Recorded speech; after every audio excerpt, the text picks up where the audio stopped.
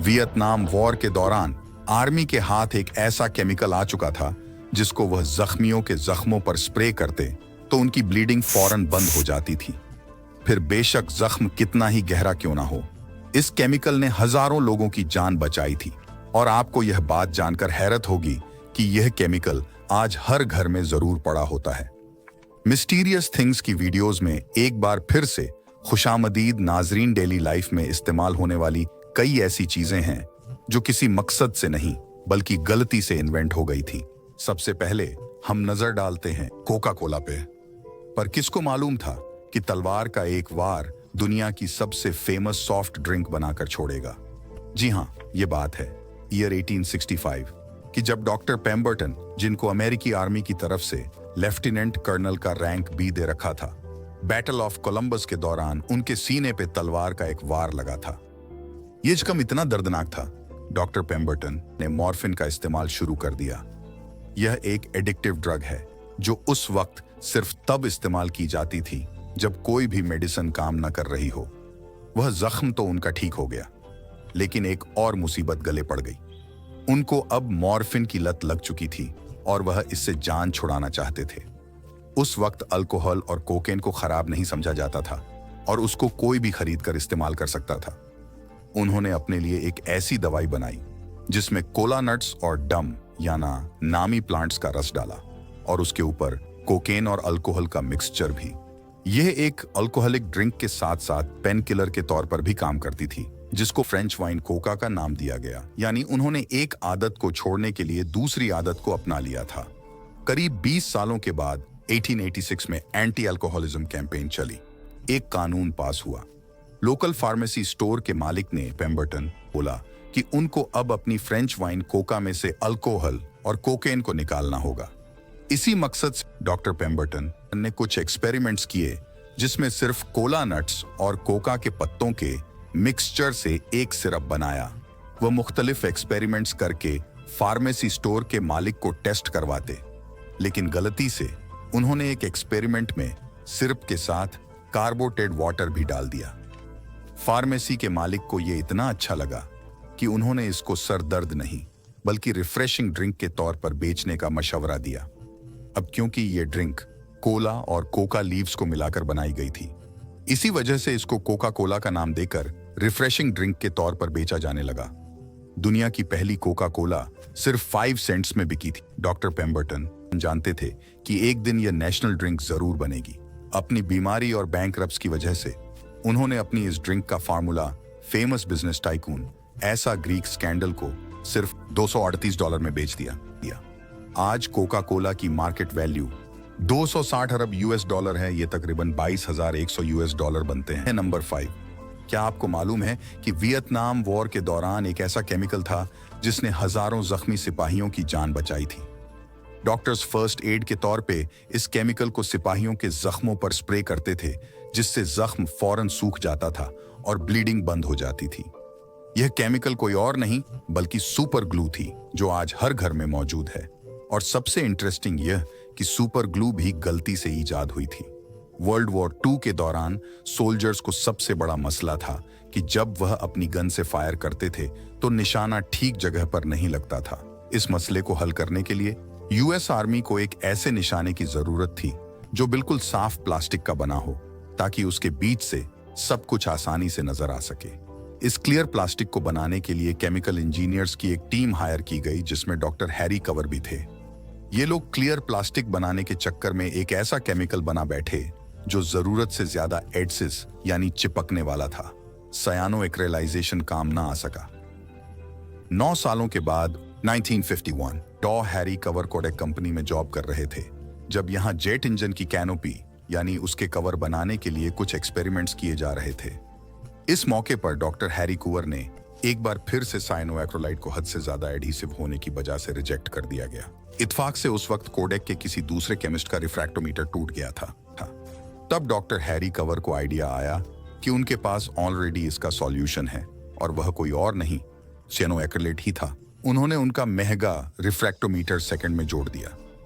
यह वो वक्त था जब डॉक्टर हैरी कवेर को अंदाजा हुआ कि उनका बनाया हुआ केमिकल थोड़े ही समय में चीजों को हमेशा हमेशा के लिए जोड़ देता है और ना इसमें किसी हीट की जरूरत है और ना ही जोड़ लगाने की। 1958 में यह केमिकल कोडेक ने ईस्टमैन 910 के नाम से बेचना शुरू कर दिया, जिसको बाद में सुपर ग्लू का नाम दे दिया गया। चीजों को जोड़ने के साथ साथ सुपर ग्लू को फॉरेंसिक इन्वेस्टिगेशन में फिंगरप्रिंट रिकॉर्ड करने के लिए भी इस्तेमाल किया जाने लगा। सुपर ग्लू को गर्म करने पर इसके जो फ्यूम्स बनते हैं वह ना दिखने वाले फिंगरप्रिंट से रिएक्ट कर जाते हैं और मिनटों में जब सुपर ग्लू सूख कर सख्त हो जाती है तो उसमें फिंगरप्रिंट के निशान छपे होते थे। इन सभी इस्तेमाल के साथ साथ पहले सुपर ग्लू कट्स में ब्लीडिंग बंद करने के लिए फर्स्ट एड के तौर पर भी इस्तेमाल होती रही है, लेकिन इस मेथड को घर पर कभी ट्राई ना करना। नंबर 4, ब्लड प्रेशर चेक करना हो, बच्चों के शूज को टाइट करना हो या फिर मोबाइल लैपटॉप के चार्जर की वायर को लपेट कर बंद रखना हो, हर घर में हुक एंड लूप टेप का इस्तेमाल जरूर होता है, जिसे अक्सर वेलक्रो भी कहा जाता है। लेकिन क्या आपको मालूम है कि इसकी इन्वेंशन का आइडिया एक ऐसे मौके पर हुआ था? 1941 जॉर्ज डी मेस्टर नामी इलेक्ट्रिकल इंजीनियर एल्प्स के पहाड़ों पर अपने कुत्ते के साथ हाइकिंग पे निकले थे। वॉक के दौरान बर्डॉक प्लांट के सीड्स उनके सॉक्स, कपड़ों और उनके कुत्ते से बार बार चिपक रहे थे। उन्होंने नोटिस किया कि सिर्फ हल्का सा टच होने पर ही बर्डॉक इनके कपड़ों से चिपक जाता है। वह कुछ बीज अपने साथ घर ले गए, जहां उनको माइक्रोस्कोप से देखा। मालूम पड़ा कि इस सीड के कांटों की टिप एक हुक की तरह बनी हुई है, जो कपड़ों पर मौजूद छोटे छोटे लूप्स में आसानी से फंस जाती है। ये प्लांट कुदरती तौर पर ही ऐसे बना है कि यह अपने सीड्स को पास से गुजरने वाले जानवरों के जरिए फैलाता है। जॉर्ज डी मेस्ट्रेल को यह तरीका काफी हैरान खून लगा। वह इस तरीके को इस्तेमाल करके कुछ यूजफुल बनाना चाहते थे, लिहाजा उन्होंने अपनी इस इन्वेंशन को 1955 में पब्लिक किया और अपने नाम से रजिस्टर भी करवा दिया। हुक एंड लूप टेप 2 हिस्सों में आती है, एक में सिर्फ हुक्स होते हैं और दूसरी टेप में नायलॉन के लूप्स बने होते हैं। यह दोनों आपस में टच करते ही वैसे ही चिपक जाते हैं जैसे बर्डॉक सीड्स कपड़े पर चिपक हैं। आज वेलक 7 कंट्रीज में बनाया जाता है और इस कंपनी में करीब 2500 एम्प्लॉयर काम करते हैं। नंबर 3, वर्ल्ड वॉर 2 से पहले घरों में हीटर की जगह कोयले को इस्तेमाल किया जाता था, लेकिन इसकी वजह से पूरे घर में काले धुएं की लेयर चिपक जाती थी। तभी प्लेडो को इन्वेंट किया गया, जिसको इस्तेमाल करके कालक को हटाया जाता था। लेकिन वर्ल्ड वॉर 2 के बाद नेचुरल गैस को हीटर के तौर पे इस्तेमाल किया जाने लगा। नोआ और जोसेफ की प्लेडो की इन्वेंशन अब किसी काम नहीं आ रही थी, लेकिन कुछ सालों के बाद 1950 में जोसेफ ने देखा कि उसकी बहन, जो कि एक स्कूल टीचर थी, वो यह प्लेडो अपने स्टूडेंट्स को मुख्तलिफ चीजों के मॉडल्स बनाने के लिए दे रही थी। वहीं से उनको आइडिया आया और उन्होंने रेबो क्राफ्ट्स कंपनी रजिस्टर करवाकर उसको बच्चों के खेलने के लिए बेचना शुरू कर दिया। नंबर 2, पेसमेकर और पेनिसिलिन के अलावा मेडिकल इंडस्ट्री में ब्लड थिनर्स की इन्वेंशन भी असल में इत्तेफाक से हो गई थी। यह बात है 1920 की, जब जानवरों में एक अजीब बीमारी नोटिस की गई। इस बीमारी में उनको इंटरनल ब्लीडिंग होने लगती, जिससे हट्टेड जानवर भी मर जाते थे।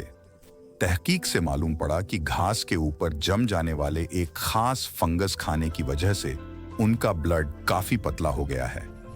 जब उस फंगस को डिटेल में समझा गया तो उसके अंदर एक खास केमिकल पाया गया जो असल में उनके खून को काफी पतला कर देता था। इस केमिकल को बाद में वफरिन का नाम दिया गया, लेकिन इससे पहले कि यह हार्ट अटैक और स्ट्रोक के पेशेंट्स को दिया जाता, अगले 30 सालों तक यह चूहे मारने की दवा के तौर पे इस्तेमाल किया जाने लगा। 1950 के बाद वफरिन को इंसानों पर भी इस्तेमाल करने का फैसला किया गया। इस जान बचाने वाली मेडिसिन को जिन पहले पेशेंट्स पर इस्तेमाल किया गया, उनमें US president Dwight D Eisenhower भी थे, जिनको 1955 में हार्ट अटैक हुआ था और वफरिन के इस्तेमाल से उनकी जान बचाई गई। और अब नंबर 1 इंसानों की सबसे बड़ी कामयाबी आग को जलाना थी। जब से इंसान आग को जलाना सीखा है, यह हमेशा इस प्रोसेस को आसान करने की कोशिश करता रहा है। माचिस से पहले आग जलाना एक बहुत ही मशक्कत वाला काम होता था। कोई पत्थर रगड़कर आग लगाता तो कोई लकड़ी की स्टिक को दूसरी लकड़ी पर रखकर उसको ड्रिल की तरह चलाता था। Year 1827 British pharmacist John walker chemicals के साथ एक्सपेरिमेंट कर रहे थे। वो जिस स्टिक से केमिकल्स मिक्स कर रहे थे उन्होंने वह गलती से अपने रूम में बॉनफायर के बराबर रख दी। अचानक लकड़ी पर लगे केमिकल में फौरन आग लग गई। इसी के बाद उनको मैच स्टिक्स बनाने का आइडिया आया था। यह केमिकल पोटेशियम क्लोरेट और एंटीमनी सल्फाइड का मिक्सचर था। जॉन वॉकर की यह इन्वेंशन इतनी ज्यादा कामयाब हुई कि तब से लेकर आज तक हर घर में माचिस जरूर होता है। लेकिन जॉन वॉकर ने अपनी यह इन्वेंशन पेटेंट नहीं करवाई थी। लोगों ने उनके फार्मूले को कॉपी करके माचिस के नए नए वर्जन्स बनाना शुरू कर दिए। 1859 में जब उनकी मौत हुई, उसके बाद से ही उनको मैच स्टिक का इन्वेंटर माना जाने लगा। उम्मीद है मिस्टीरियस थिंग्स की ये वीडियो भी आप लोग भरपूर लाइक और शेयर करेंगे। आप लोगों के प्यार भरे कमेंट्स का बेहद शुक्रिया। मिलते हैं अगली शानदार वीडियो में।